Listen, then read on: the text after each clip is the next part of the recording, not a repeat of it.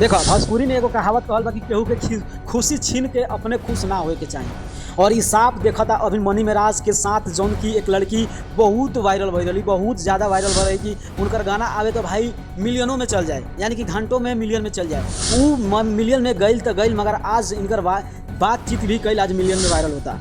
अब सोची लोगों ने कि जमुना मनी मिराज के साथ उनका तो जिए मरे के कसम कैले रही। जमुना मनी मिराज भी उनका साथ जिए मरे के कसम कैले रहन, उनके झूठा वादा कैलन, उनके साथ सब कुछ कैलन जो करे के ना चाही। मगर वो मनी मिराज आज उनका के जब निकलन तो इनका लागल कि हथो सा, तभी जाके सोशल मीडिया पे आके आए बाय कुछ ना कुछ बोलते रहता रही।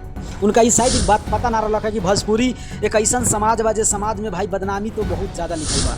अपने नज़र उठा के देख ली लोगों ने, खेसारी के बात करी या चाहे पवन सिंह के बात करी, या चाहे अपने केहू के लेके बात करी, प्रमोद प्रेमी के लेके बात करी, या चाहे केहूनो ऐसा एक्टर बड़ान जिनकर एगो कल्लू के छोड़ के आप सबके नाम रखी और सोची उनका बारे में कि हाँ ये बात सही है कि ना है।